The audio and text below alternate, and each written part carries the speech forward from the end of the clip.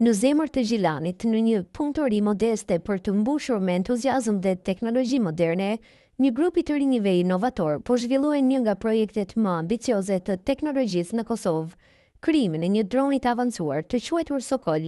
Ky projekt, I cili synon të lë gjurmë në fushën e inxhinierisë ajrore, përfaqëson më shumë se sa një makinë fluturuese, është një simbol I fuqizimit teknologjik shqiptar dhe I potencialit të gjeneratës së re. Në drejtimin e Ridvan Aliut, një sipërmarrës dhe vizionar I njohur në fushën e teknologjisë, ekipi po punon intensivisht për të zhvilluar një dron autopton që mund të konkurrojë me modelet më të avancuara ndërkombëtare, përfshirë edhe Bayraktarin turk. Një emër I njohur në industrinë globalë të dronëve, projekti Sokoli është një rezultat I përpjekjeve të vazhdueshme të eksperiencës teknike dhe pasionit të një grupi të rinj që besojnë se Kosova mund të jetë pjesë e skenës globale të inovacionit.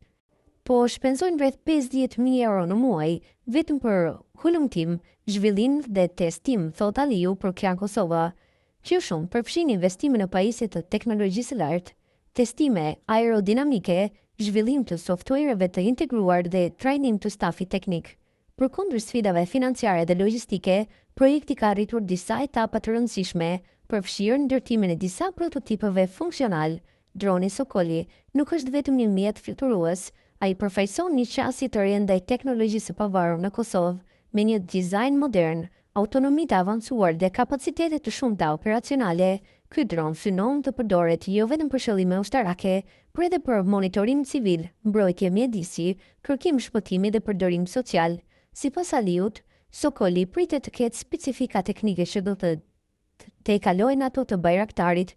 Ai do të pajiset me kamera termike, radar të sofistikuar dhe sisteme të inteligjencës artificiale për të analizuar dhe menaxhuar të dhënat në kohë reale.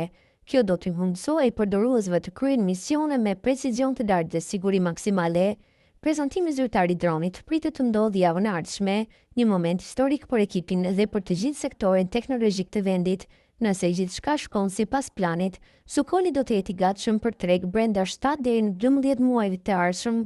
Kjo do të shënojë herën e parë që një produkt I tillë zhvillohet dhe komercializohet tërësisht në Kosovë. Ky projekt është një dëshmi e fuqizimit se Kosova po ngrihet dhe me krahët e saj duke investuar në të rinjt në dije dhe teknologjinë së ardhmes.